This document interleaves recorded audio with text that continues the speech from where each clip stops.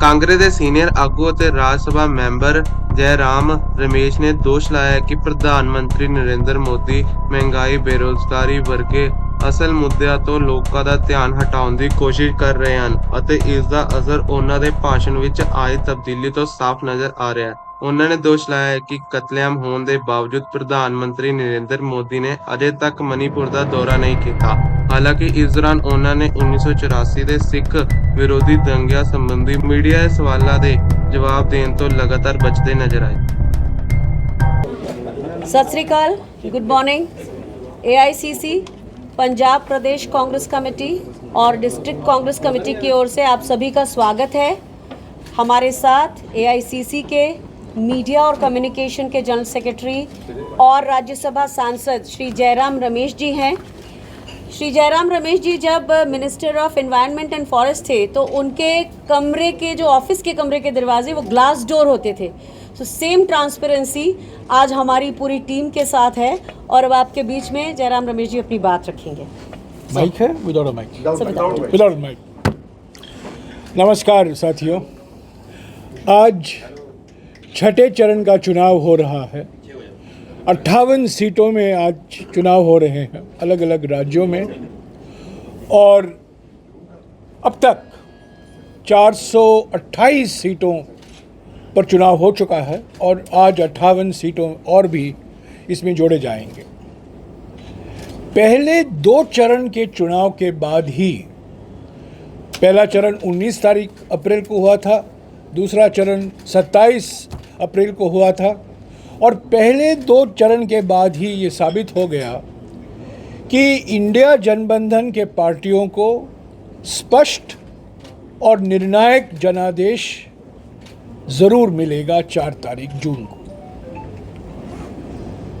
बाद में भी जो चुनाव हुए हैं वो रुझान जो 2 चरणों के बाद दिखाई दिया वो और भी तय हो गया कि ये जनादेश कांग्रेस पार्टी और इंडिया गठबंधन के पार्टियों को ही मिलेगा। मैं ये क्यों कह रहा हूँ? पहली बात तो ये है, पहले 2 चरणों के बाद दक्षिण भारत में बीजेपी साफ, उत्तर भारत में, पश्चिम भारत में और पूर्वी भारत में बीजेपी हाफ। तो ये साफ हाफ, दक्षिण में साफ और उत्तर पश्चिम और पूर्वी भारत में हाफ। इसी के आधार पर हम ये विश्वास के साथ दूसरे चरण के बाद कहकर आ रहे हैं कि इंडिया गठबंधन को स्पष्ट और निर्णायक जनादेश मिलेगा। दूसरा कारण यह है कि 19 अप्रैल के बाद प्रधानमंत्री की जो प्रचार की भाषा है, जिस तरीके से उन्होंने प्रचार किया है, वो सारे मुद्दों को भूलकर विकास और समाज कल्याण और राजनीतिक मुद्दों को भूलकर सिर्फ सांप्रदायिक मुद्दों पर उन्होंने बात की है। हमारे घोषणा पत्र को एक सांप्रदायिक रंग देने का कोशिश उन्होंने किया। हिंदू मुस्लिम मंगलसूत्र, धर्म के आधार पर आरक्षण, अभी लेकर 1971 के युद्ध को लेकर उन्होंने जो टिप्पणियां की हैं, उनका सिर्फ एक ही मकसद रहा है, बुलडोज़र, मंदिर पर बुलडोज़र, वो भी बात उन्होंने उठाई। तो घबराए गए हैं प्रधानमंत्री, भौखलाए गए हैं, इतने भौखलाए गए हैं कि खुद कह रहे हैं टेलीविज़न पर कि मैं इंसान नहीं हूँ, मैं भगवान का अवतार हूँ। तो ये घबराहट का एक प्रतीक है, एक निशाना है। और जो व्यक्ति अपने आप को चुनाव के प्रचार के समय कहता है कि मैं इंसान नहीं हूँ पर मैं भगवान का प्रतीक हूँ, मैं समझता हूँ कि उनको वो मानसिक संतुलन खो बैठे हैं। ऐसे तो सारे चुनाव प्रचार में वो झूठ की महामारी फैला रहे हैं और जब उनको पता चल गया 2 चरणों के बाद कि वो निवर्तमान प्रधानमंत्री हैं, वो प्रधानमंत्री नहीं है, निवर्तमान प्रधानमंत्री हैं, आउटगोइंग प्रधानमंत्री हैं, उनकी भाषा में भी भारी बदलाव आया। तीसरा कारण हमारे विश्वास का ये है कि ये जो हमारे 5 न्याय 25 गारंटी की कार्ड है, जो हमने 8 करोड़ परिवारों तक पहुंचाया है हमारे देश में, ये हमारे 5 न्याय, नारी न्याय, युवा न्याय, किसान न्याय, श्रमिक न्याय और हिस्सेदारी न्याय, इन 5 न्याय के संदर्भ में जो हमने 25 गारंटियां दी हैं, वो जनता की चिंता है, वो समाज की आवाज़ है, लोगों की आवाज़ है। और मैं समझता हूँ अलग अलग राज्यों में इन 5 न्याय को लेकर, 25 गारंटियों को लेकर हमें समर्थन मिल रहा है, भारी समर्थन मिल रहा है। क्योंकि मैं आज लुधियाना में हूँ, पंजाब में हूँ, मैं सिर्फ 2 बातों का जिक्र करना चाहता हूँ विशेष तरीके से, जो पंजाब के लिए विशेष महत्व रखता है। पंजाब, हरियाणा, उत्तर प्रदेश, पर क्योंकि मैं पंजाब में हूँ मैं इसका जिक्र करूँगा। पहला तो किसान न्याय। सबसे बड़ी बात, पंजाब, हरियाणा, उत्तर प्रदेश, बिहार, महाराष्ट्र में जो आप चुनावी परिवर्तन देख रहे हैं, जो 2024 में नतीजा जो आएगा 2019 के तुलना में बीजेपी की सीटों की संख्या में भारी कटौती होगी। एक कारण ये है कि किसान नाराज हैं, किसान आंदोलन हुआ, 700 किसान शहीद हुए, ड्रोन से उन पर आंसू के गैस फोड़े गए,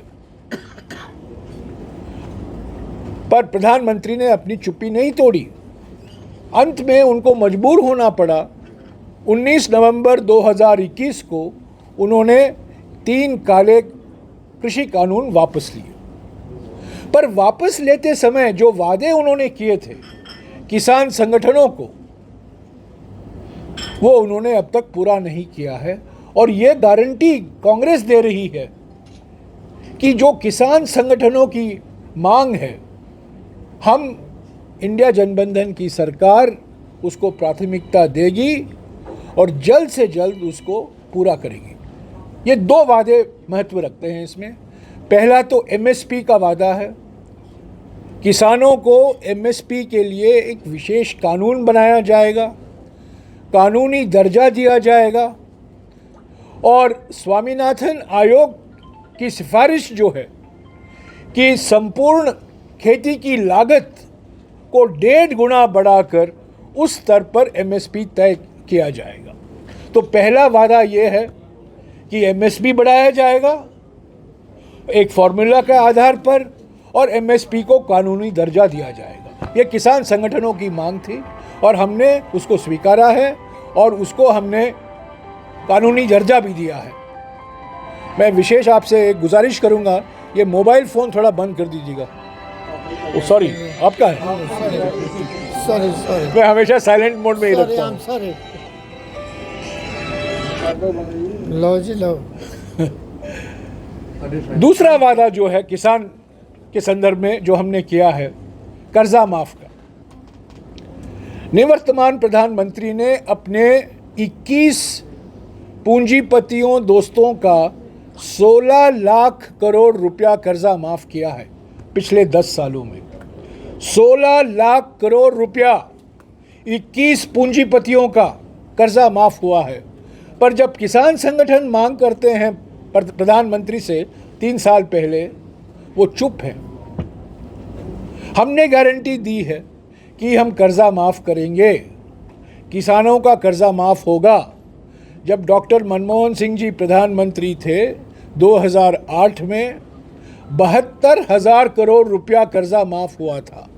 पंजाब के कुल मिलाकर 5 लाख किसान को यह फायदा मिला, पंजाब में ही। तो हमने कर्जा माफ का गारंटी दी है और एमएसपी का हमने गारंटी दिया है किसान न्याय को लेकर। दूसरी बात जो हमने हमारे न्याय पत्र में इसका लंबा जिक्र किया है, जो लुधियाना जैसे शहरों के लिए महत्व रखता है, कि हमारे देश के करीब 40% MSME बंद पड़े हुए हैं, छोटे और लघु उद्योग बंद पड़े हुए हैं। क्यों बंद पड़े हुए हैं? 3 कारण हैं। एक कारण तो ये है कि चीन से भारी मात्रा में आयात हो रहा है। दूसरा कारण है नोटबंदी हुई 8 नवंबर 2016 को, और नोटबंदी से ख़ास तौर से MSME सेक्टर को बहुत धक्का लगा। और तीसरा कारण है गलत तरीके से GST लगाया गया, और हमने ये वादा किया है हम GST का सुधार करेंगे, GST में हम भारी परिवर्तन लाएंगे, और ख़ास तौर से छोटे और लघु उद्योगों को जो छूट मिलनी चाहिए GST से, हम वो छूट दिलवाएंगे। किसान जो आज GST उस पर भी लागू होता है, कृषि के जो माल है, जो बिक्री होता है, जो किसान खरीदते हैं, उनको GST मुक्त किया जाएगा। तो GST को लेकर, टैक्स को लेकर जो हमने गारंटियां दी हैं, वो ख़ास तौर से छोटे और लघु उद्योग के लिए मैं समझता हूँ बहुत फ़ायदेमंद होगा। और ये जो भारी मात्रा में अलग अलग क्षेत्र में, कपड़े के क्षेत्र में, इंजीनियरिंग के इंडस्ट्री में, अलग अलग क्षेत्र में जो बंद पड़े हुए हैं, वो खुल जाएंगे, और हमें रोज़गार, जो बेरोज़गारी आज हम देख रहे हैं सारे देश में, एक कारण है कि MSME इतनी भारी मात्रा में बंद पड़े हुए हैं। तो ये हमारे गारंटी थे। अंत में मैं ये कहूँगा, बार बार हमारे नेता राहुल जी इस किताब को दिखा रहे हैं, जहाँ कहीं वो जाते हैं इस किताब को दिखाते हैं। ये किताब क्या है? ये हमारे लिए बहुत पवित्र किताब है। ये कॉन्स्टिट्यूशन ऑफ इंडिया है, भारत का संविधान है। 26 नवंबर 1949 को इसके मुख्य निर्माता बाबा साहब अम्बेडकर थे। हमारे संविधान सभा ने इसको अपनाया, पर आज ये संविधान खतरे में है, लोकतंत्र खतरे में है, और संविधान में विशेष तौर से जो सामाजिक न्याय को लेकर प्रावधान किए गए हैं, आरक्षण के लिए जो प्रावधान किया गया है, वो खतरे में है। क्योंकि 1949 से लेकर आज तक, पहले RSS, बाद में जनसंघ, बाद में BJP इस आरक्षण के खिलाफ हैं। हमने कहा है कि हम जाति जनगणना करवाएंगे, क्योंकि जाति जनगणना कराने से हमारे समाज में अनुसूचित जाति, अनुसूचित जनजाति और पिछड़े वर्ग की आबादी कितनी है, उसकी जानकारी हमें मिल जाएगी, और उसी के आधार पर आरक्षण का पूरा हक भी उनको हम दे सकेंगे। और दूसरी बात जो हमने कही है कि सुप्रीम कोर्ट ने 1992 में एक सीमा तय किया था कि 50% के ऊपर SC, ST और OBC का आरक्षण नहीं हो सकता। पर तमिलनाडु हमारे राज्य, हमारे देश का एकमात्र ऐसा राज्य है जहां आरक्षण 69% है, पर उसको संविधान सुरक्षित रखता है, क्योंकि वो आरक्षण का अधिनियम 9वीं सूची में शामिल किया गया है। और कांग्रेस पार्टी ने ये कहा है कि हम गारंटी देते हैं कि किसी राज्य में अगर आरक्षण 50% की सीमा को पार करता है, हम उसको संवैधानिक सुरक्षा देंगे, 9वीं सूची में हम शामिल करेंगे। प्रधानमंत्री ने इस पर अपनी चुप्पी नहीं तोड़ी है और गलत प्रचार कर रहे हैं कि कांग्रेस पार्टी धर्म के आधार पर आरक्षण दे रही है। मैं बिल्कुल साफ कर देना चाहता हूँ, हम धर्म के आधार पर आरक्षण देने के पक्ष में नहीं हैं, हम इसके खिलाफ हैं, क्योंकि ये हमारे संविधान के मूल ढांचे के खिलाफ है। हम जब आरक्षण की बात करते हैं, सामाजिक और आर्थिक पिछड़ापन को लेकर ही आरक्षण हम दे रहे हैं, और 1950 से ये प्रावधान हमारे संविधान में है। तो इन बातों को लेकर अफसोस की बात है कि निवर्तमान प्रधानमंत्री ने अपनी चुप्पी नहीं तोड़ी है। जो देश के सामने मुद्दे हैं, बेरोजगारी, महंगाई, बढ़ती हुई आर्थिक विषमताएं, उन पर उन्होंने कुछ नहीं कहा है अपने चुनाव प्रचार में, बल्कि कांग्रेस और कांग्रेस पार्टी के नेता को बदनाम करने में लगे हुए हैं।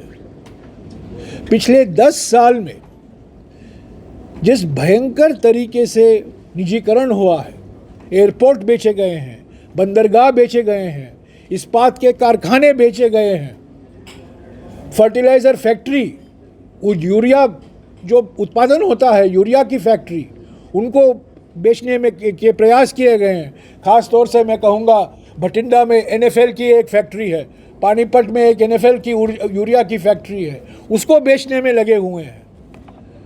और इसका नतीजा ये हुआ है, नरेंद्र मोदी की नीयत और नीतियों के कारण पिछले 10 साल में 21 पूंजीपतियों के पास इतना धन इकट्ठा हो गया है जो 70 करोड़ भारतवासियों के पास है। एक तरफ 21 पूंजीपति और दूसरे तरफ 70 करोड़ भारतवासी। ये नतीजा है नरेंद्र मोदी की नीयत और नीतियों का।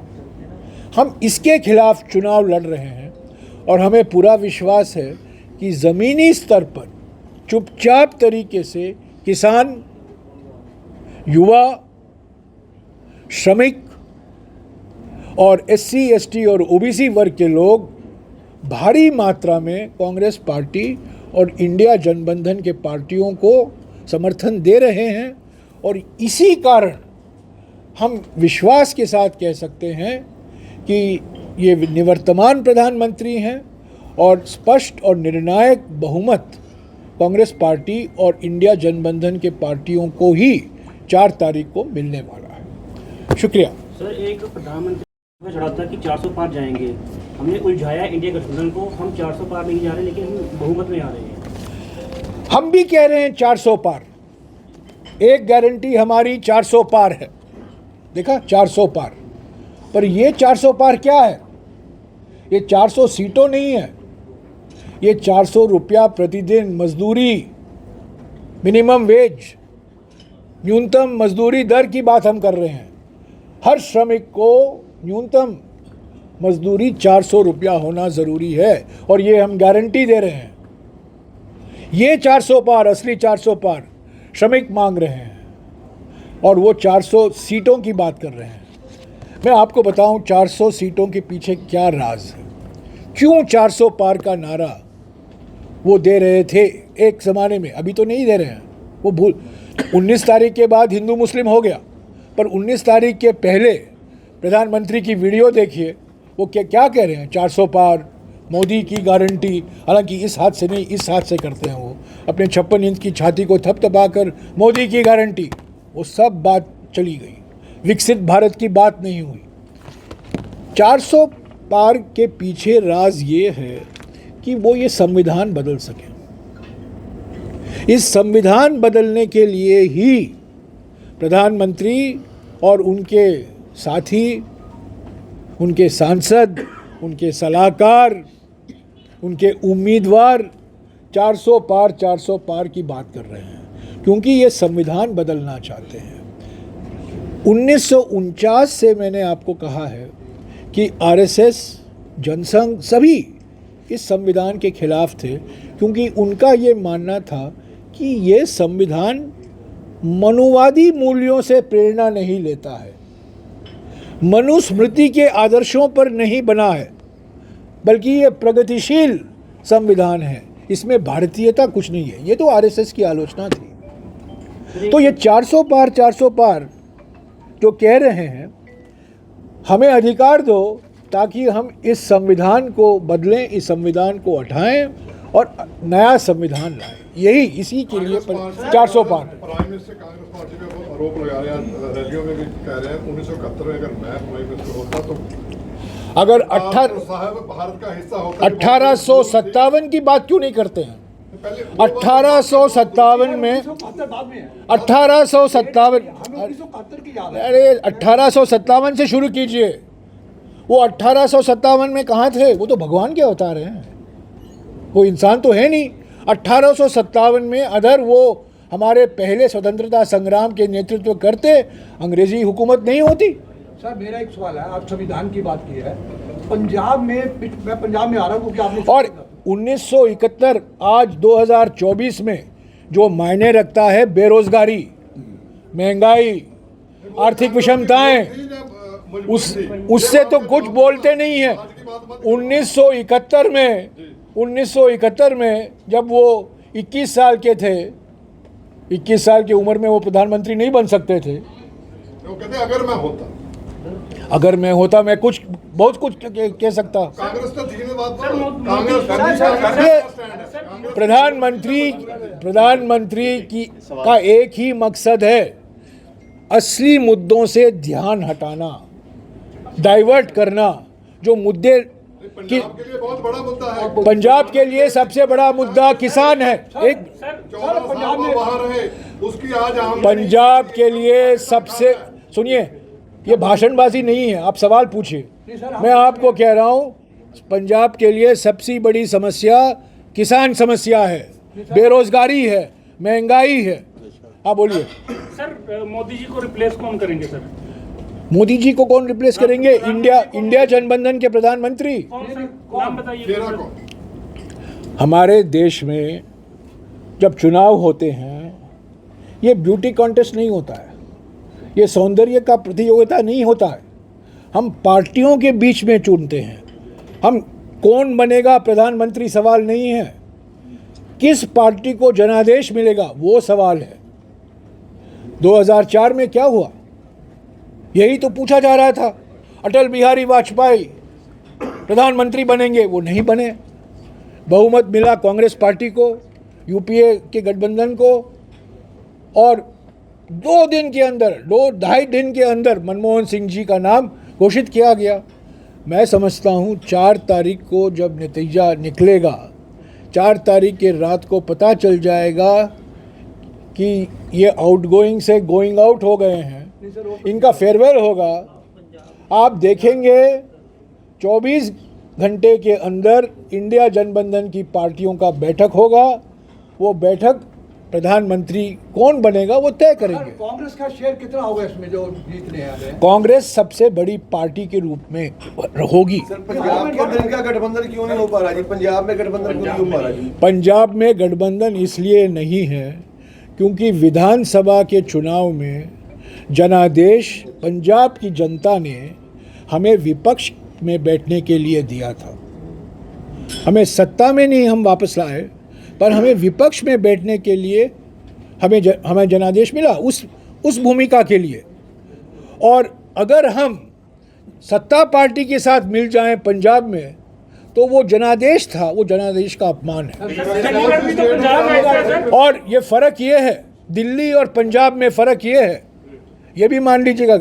अगला सवाल हुआ, दिल्ली में आप उनके साथ हैं। दिल्ली में हम मुख्य विपक्ष की पार्टी नहीं हैं।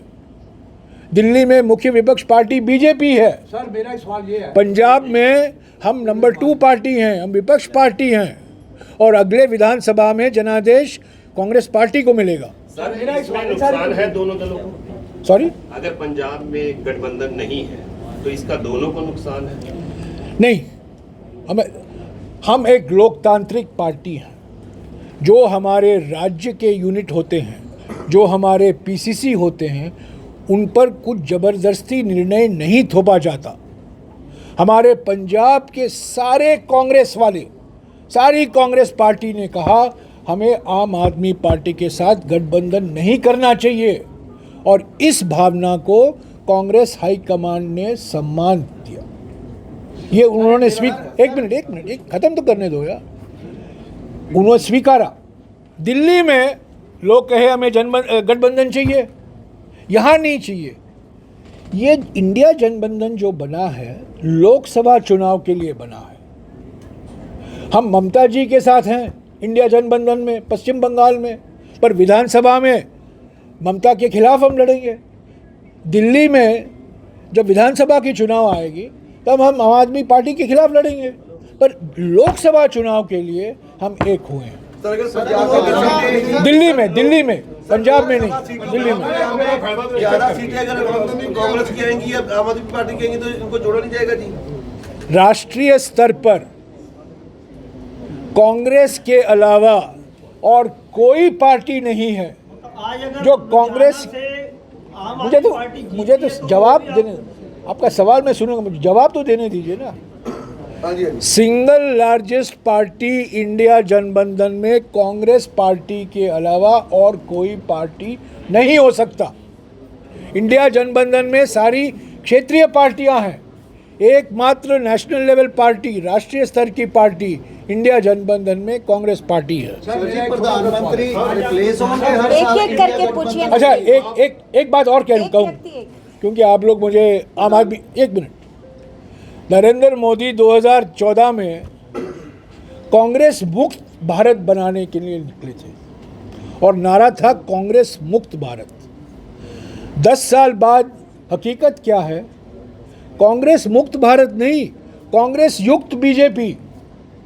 आप हरियाणा देखिए, पंजाब देखिए, महाराष्ट्र देखिए, अलग अलग राज्यों में जाएं, देखिए कितने उम्मीदवार बीजेपी ने खड़ा किया है जो कांग्रेस से आए हैं। ये कांग्रेस की कमजोरी मानते हैं, मजबूती मानते हैं? नहीं, ये कांग्रेस की कमजोरी नहीं है, ये उनका दबाव है, उनका धमकी है, उनका ब्लैकमेल है।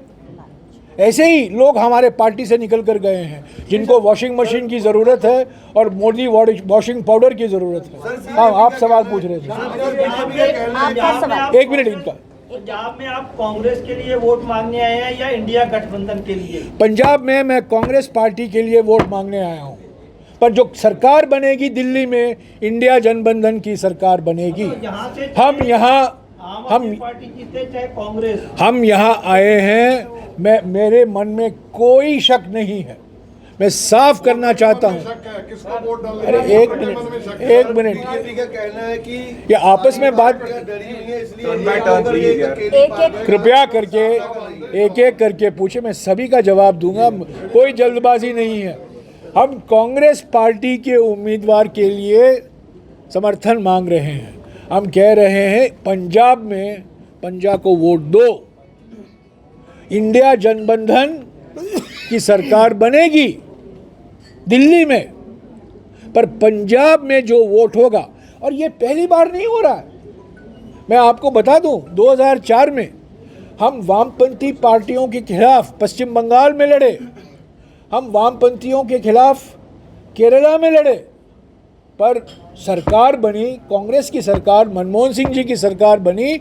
वामपंथी पार्टी यूपीए 1 में शामिल थे, अंदर गवर्नमेंट में शामिल नहीं थे, पर बाहर से समर्थन दे रहे थे।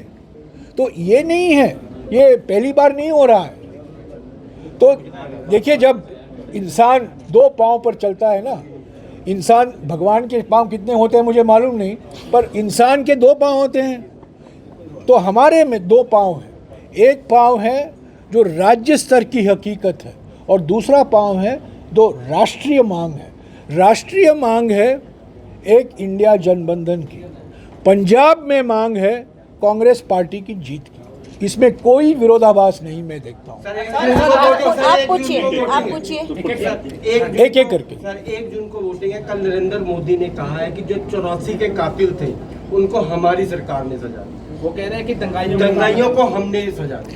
मैं उनसे यही कहूँगा, महंगाई पे आपने क्या किया है, आपने बेरोजगारी के लिए क्या किया है, आर्थिक विषमताओं के बारे में आपने क्या कहा है, क्या किया है, क्या आपने किसानों की मांग पूरी की है।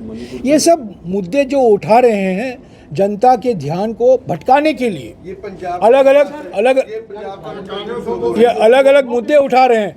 असली मुद्दे जो किसान उठा रहे हैं, जो श्रमिक उठा रहे हैं, जो महिलाएं उठा रहे हैं, जो युवा, हर 2 घंटे एक युवा आत्महत्या करता है। प्रधानमंत्री उस पर क्यों नहीं बोलते? तो दुनिया भर की बातें बोलते हैं। आप श्री हरमंदिर साहब की घटना को कैसे देखते हैं? कैसे देखते हैं बताइए। 3 मई 2023 को आप लोग सब जानते हैं, मणिपुर जलने लगा। 3 मई 2023 को किसकी सरकार थी? हजारों लोग मारे गए, बेघर हो गए, विस्थापित हो गए। वहाँ तो डबल इंजन सरकार थी, दिल्ली की इंजन मोदी इंजन और मणिपुर में बीजेपी की इंजन बीरेन सिंह की इंजन। कितने हो गए? 12 महीने हो गए। आज भी नरेंद्र मोदी मणिपुर नहीं जा पाए हैं, नहीं गए हैं, चुप हैं। पार्लियामेंट के अंदर कुछ नहीं कहा है, संसद के बाहर कुछ नहीं कहा है। पर मणिपुर तो जवाब दीजिए ना, क्या हुआ मणिपुर में? नरसंहार वहाँ हुआ, आप क्यों चुप हैं? आपको लगता है जनता जवाब देगी मणिपुर की? जनता जवाब देगी भारत की, जनता जवाब देगी हिंदुस्तान की, पंजाब की जनता पंजाब की जनता ज़रूर जवाब देगी। कांग्रेस पार्टी को पूरा समर्थन मिलेगा और जो किसान का आक्रोश है, किसान जो नाराज़ हैं, ये असली मुद्दे हैं। आप लोग सब मिलकर जो प्रधानमंत्री जो इल्ज़ाम लगाते हैं उसको आप मुझसे पूछ रहे हैं। ज़मीनी स्तर पर जाके देखिए किन मुद्दों पर चुनाव लड़ा जा रहा है। क्यों किसान संगठन बीजेपी के उम्मीदवार को अपने क्षेत्र में आने नहीं दे रहे हैं, उस पर तो सवाल नहीं उठाते हैं। 1971 को लेकर सवाल उठाया जाता है। 1900 और कोई साल ढूंढिए, वर्ष ढूंढिए, कोई कांड ढूंढिए और प्रधानमंत्री कहेंगे अगर मैं प्रधानमंत्री होता मैं ये करता। ये सब मुद्दे अलग हैं। आपके घोषणा पत्र को लेकर प्रधानमंत्री ने कहा कि अगर आपका घोषणा पत्र, माओवादी घोषणा पत्र लागू हो गया तो देश का दिवाली निकल जाएगा, क्योंकि आपने आम आदमी की तर्ज पर सारा कुछ फ्री दिया। 2004 में यही इल्ज़ाम लगाया था कांग्रेस पार्टी पर। महात्मा गांधी ग्रामीण रोजगार गारंटी कानून हम लाए। अब आप इतनी गिनती नहीं। एक मिनट, वो कानून लाए, सवाल उठाया गया कहाँ से आएगा पैसा, सरकार दिवाला हो जाएगा, अब इसको लागू नहीं कर पाएंगे। 20 साल हुए हैं, आज प्रधानमंत्री उस कानून का श्रेय ले रहे हैं, उसको लागू कर रहे हैं। 2013 में जब हम राष्ट्रीय खाद्य सुरक्षा कानून लाए, इसका विरोध नरेंद्र मोदी ने किया। तब वो गुजरात के मुख्यमंत्री थे, उन्होंने कहा कहाँ से लागू करेंगे, 2 लाख करोड़ रुपया कहाँ से आएगा। लागू हुआ और आज प्रधानमंत्री उसी राष्ट्रीय खाद्य सुरक्षा कानून को नया नाम देकर उसका श्रेय ले रहे हैं। फ्री राशन, प्रधानमंत्री गरीब कल्याण अन्न योजना। तो जब इकोनॉमी सही होता है, जब टैक्स आमदनी बढ़ती है, क्या कांग्रेस इसके खिलाफ है फ्री राशन गरीबों को देने के? हम डबल करने वाले हैं, लाने वाले हम थे। 2013 में आपको मैं याद दिला दूं, 2013 में जब राष्ट्रीय खाद्य सुरक्षा कानून आया, इसका विरोध सिर्फ एक मुख्यमंत्री ने किया था, वो गुजरात के मुख्यमंत्री थे, एक मुख्यमंत्री। और जब कोविड की महामारी आई तब उन्होंने पहचान लिया कि इस कानून के अलावा और कोई हथियार नहीं है सरकार के हाथ में जो लोगों तक राहत हम पहुंचा सके। इसीलिए इस कानून को उन्होंने ठंडे बक्से से निकालकर नया नाम दिया और फ्री राशन की बात की। वो 5 किलो वो दावा कर रहे हैं कि मैं 5 किलो मुफ्त राशन दे रहा हूं। हम कह रहे हैं आप देने की स्थिति में हैं क्योंकि हमने ये कानून बनाया था। हम अगर आप 5 दे रहे हो, हम 10 किलो अनाज मुफ्त में देंगे। ये हमारे कांग्रेस अध्यक्ष ने कहा है। उधर से कोई अलग अलग उधर से आरक्षण की बात आती है तब आप ओबीसी ले लेते हैं, एससी बीसी ले लेते हैं, जनरल कास्ट जो है छोड़ देते हैं। क्या आपको लगता है कि वहाँ पे जो है गरीबी रेखा के नीचे नहीं है? अभी भी 10% हमारे देश में अशोक गहलोत की सरकार, राजस्थान की सरकार पहली सरकार थी जो अन्य जाति जो हैं, EWS इकोनॉमिकली वीकर सेक्शन, जो कमज़ोर हैं, आर्थिक मानक के आधार पर कमज़ोर हैं, उनको भी 10% आरक्षण का प्रावधान किया। और आज अगर आप देखें देश भर में जो आरक्षण है 10% केंद्रीय स्तर पर भी अन्य वर्गों के गरीब समुदायों को अभी भी उपलब्ध है। हम उसके पक्ष में हैं, पर हमारा ये कहना है कि अगर आप जाति जनगणना कराएंगे, सही ढंग से कराएंगे, तो हमारे देश में अनुसूचित जाति यानी कि शेड्यूल कास्ट, अनुसूचित जनजाति यानी कि शेड्यूल ट्राइब और पिछड़े वर्ग यानी कि OBC, उनकी संख्या 50% से ऊपर ज़रूर होगी। इसीलिए ये 50% की सीमा जो लगाया गया है सुप्रीम कोर्ट द्वारा, इसको बढ़ाने की ज़रूरत है। तमिलनाडु ने बढ़ा दिया है और उसको हमने संविधान में शामिल कर दिया है। हम चाहते हैं कि जाति जनगणना कराया जाए, उसके आधार पर पूरा आरक्षण का हक मिले, सभी को मिले, और SC, ST और OBC की संख्या की गिनती की जाए और उसके आधार पर आरक्षण का प्रावधान किया जाए। सर, जो राहुल गांधी जी ने 1 लाख रुपए वाली स्कीम कही है 85 रुपए महीना, वो किन श्रेणियों को दी जाएगी? कौन से क्राइटेरिया क्या रहेगा जो लाख रुपए लेडीज को दे रहे जो हैं? लाख रुपए साल का दे रही है राहुल गांधी जी, वो किन को दिया जाएगा? क्या OBC को भी दिया जाएगा या सिर्फ जो पिछली श्रेणियां उन्हीं को दिया जाएगा? Which one? What question? आप युवाओं की बात कर रहे हैं? आप युवाओं की बात, अच्छा दोनों पूछ रहे हैं। नारी न्याय की बात कर रहे हैं। ठीक, जो आप 1 लाख रुपए दे रहे हैं, किन महिलाओं को देंगे जी आप? हर गरीब महिला, चाहे वो जनरल, एक गरीब परिवार, चाहे वो जनरल में हो, अनुसूचित जाति हो, अनुसूचित जनजाति हो, OBC हो, हर गरीब परिवार के एक महिला को हर साल 1 लाख रुपया यानी कि हर महीना 8,500 रुपया अपने बैंक के खाते में सीधा दिया जाएगा। गरीब का क्राइटेरिया क्या रहेगा? कितने परिवार होंगे और कब से गरीब का क्राइटेरिया क्या रखा गया है? गरीब परिवारों का अनुमान करना पड़ेगा। ये सर्वेक्षण होता रहता है, हर 5 साल किया जाता है। मोदी सरकार के समय में ये नहीं किया गया है, पर जो गरीब परिवार हैं, जो गरीबी की रेखा के नीचे रहते हैं, हर गरीब परिवार के एक महिला को 1 लाख रुपया अपने बैंक के खाते में दिया जाएगा। इसमें जाति वीति का सवाल ही नहीं है। कहाँ से पैसा देगा? सर ये पैसा एक मुश्त जाएगा कि किश्तों में जाएगा? हाँ, सॉरी, ये पैसा एक साथ जाएगा कि किश्तों में जाएगा? किसको जाएगा? मंथली जाएगा या एनुअली?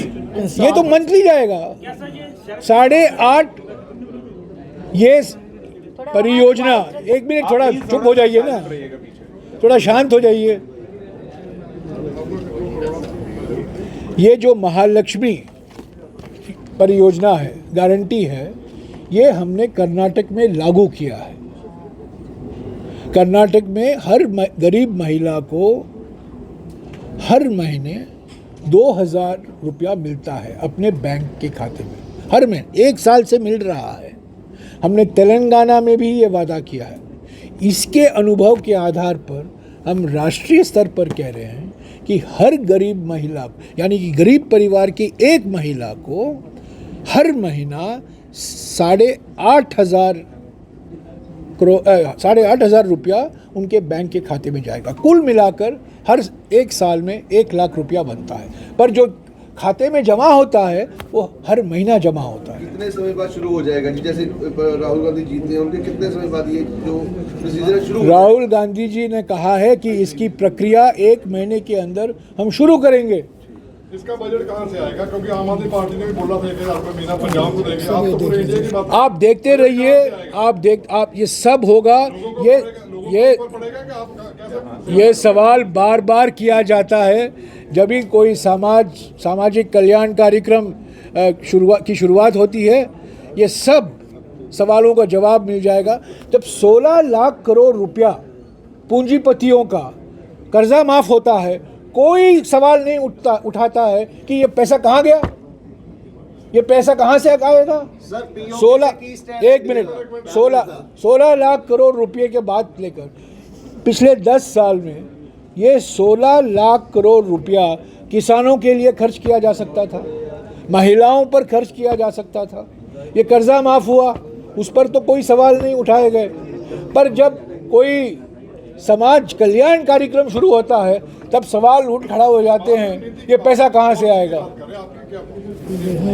बजट में पैसा है, कोई और अतिरिक्त टैक्स नहीं लगाया जाएगा, कोई और अतिरिक्त टैक्स नहीं लगाया जाएगा। मध्य वर्गों पर, कंपनियों पर कोई नया टैक्स नहीं लगाया जाएगा।